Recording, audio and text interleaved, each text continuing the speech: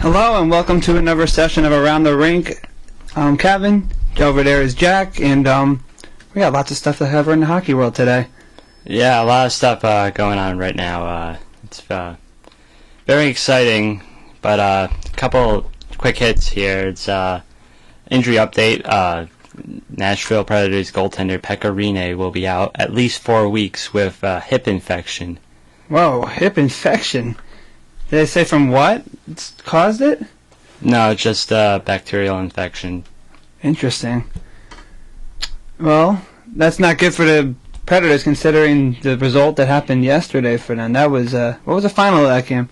I believe it was 6-1. Jeez. Against Dallas? St. Louis. St. Louis, oh boy. That's right, yeah, okay. Interesting. I mean, Nashville, there's one of those teams that I wasn't sure, how they were going to be, because obviously they're coming off not such a great year last year, and obviously now Seth Jones maybe being a little more, adding more depth to the blue line. Philip Forsberg, who they traded for right at the end of last year, they got rid of Martin Erat, a longtime Predator, and now they have, he was a middle to early round first pick. Yeah, like 11? 9, 10, 11. Yeah, somewhere right there by the Capitals, and I wasn't sure why the Capitals gave up on him so early, but a lot of hype around him going into the 2012 entry draft, yeah. And he was ranked by many scouts to be the number one player from Europe.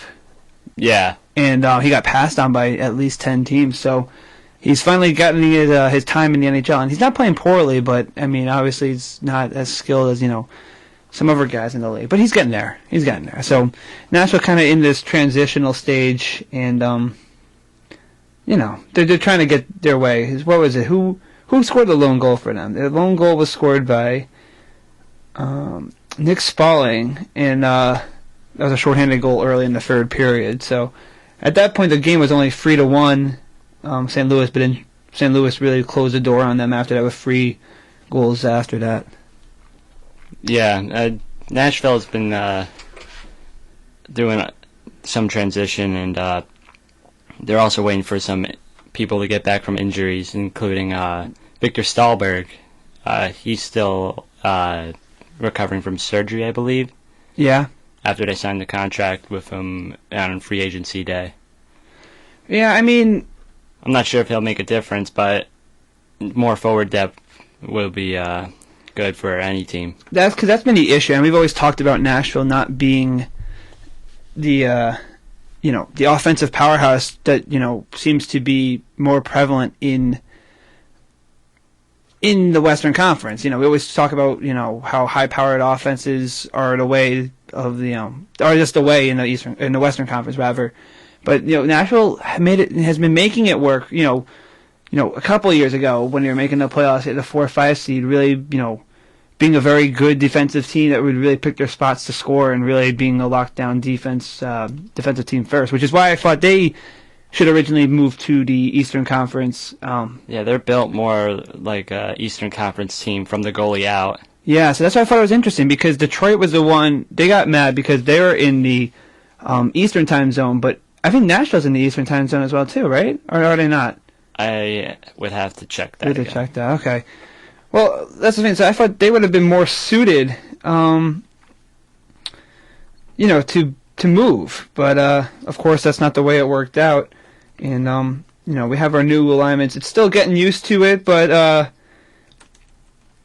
it's interesting. It is interesting because you see now divisional games are between Buffalo and Florida, which is cool. Yeah, that Wednesday night rivalry. Yeah, right. I mean, I thought that was a little bizarre, but Buffalo ended up making an all right game. I mean, Florida has actually shown some promise too. I mean, they haven't been great. Obviously, Buffalo hasn't been great either. But I when you watch that game though, now maybe just because there's two not so good teams playing against each other, it was a good game though, I thought. Yeah, it was. It's just tough getting used to everything, and Nashville we just found out is in the Central Time Zone, but sorry.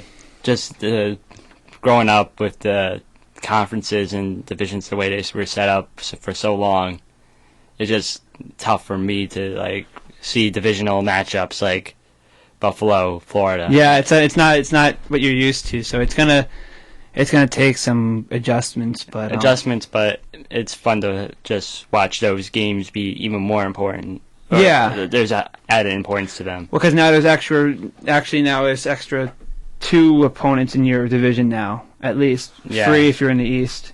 And then you make sure you face every team twice a year, one at home, one away. So which I think is cool. I always liked that because I always liked when I was growing up that I'd always see the Western Conference games because it's the teams that you don't normally see. And growing up, being an Eastern Conference team fan, you wouldn't see those high-powered offenses. So because when those games go on at 10 o'clock at night, you don't see those. Well, that's when they play out. Yeah, and that's if they were on TV, but sometimes they wouldn't even be broadcasted. Otherwise, you'd only get the ones that when your team actually played out there. Yeah. But that's why I always liked, you saw the Joe Sakic's and the Peter Forsbergs, and you saw the Sharks come in, you saw the Ducks come in. It would be really cool to see all those teams come in and play because not only did you know all the superstars from the Western Conference that were winning the MVPs every year because of their points, but you watch a different style of play, and it was just kind of a cool thing. But the best part was that those tickets tended to be cheaper because most people don't want to see, the non-marquee games, non-divisional matchups. So yeah, those were the kids' days too. It always worked out well for that. Although I think the Rangers always put their kids' days against Ottawa, which I didn't understand. It's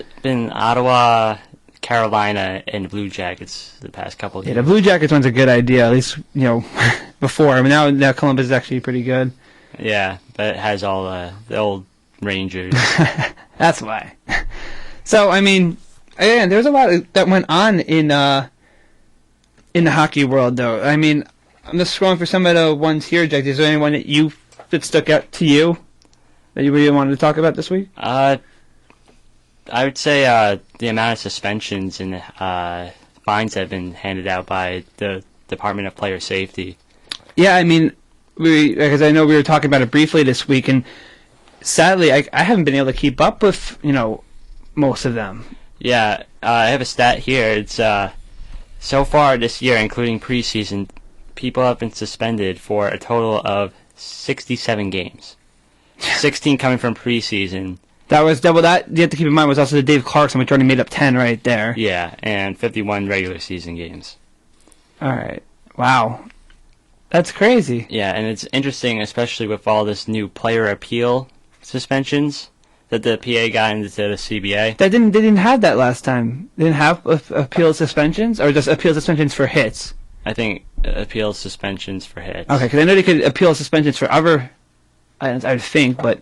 All right, whatever. Go on. Paul Bissonnette used his appeal when he left the bench to fight Jordan. Oh, and it got shortened. Yeah, it got shortened to 3 games. And Coletta tried to use his appeal to shorten his suspension from 10 games to lower, but Bettman upheld the suspension on the hit. Well, okay. Well, Patrick Coletta is one guy I wanted to touch on briefly because he's not far removed from that hit he had on Brad Richards, where Brad Richards was about, say, 5 to 7 feet away from the sideboards. He had his back to Coletta, and Coletta came from the bench with a full head of steam, knocked him down, and Richards was lucky that he didn't jam his neck or whatever, hitting the boards. Just an inch or two either way would have been devastating to Richards. Yeah, so, and then that was, a bad hit. That was his last hit that he was suspended for. Then the hit he had, I don't even remember. But I just remember watching it. It was bad, and it was like no question. And so I remember watching the Shanahan video on that, and it was at least his 4th or 5th suspension in a 7-year career. Yeah. Like, that's unbelievable to me. We call guys like Zenon Konopka or Matt Cook dirty, but Coletta's quietly up there. He's quietly up there because, I mean, it might be partially because he plays in Buffalo, and Buffalo hasn't been in the playoffs for a while, but he's not even that notable a player like, Matt Cook was, but yeah, because he just doesn't, he picks the wrong times to hit people. I mean, we can say that for everybody that's been suspended so far this year, though.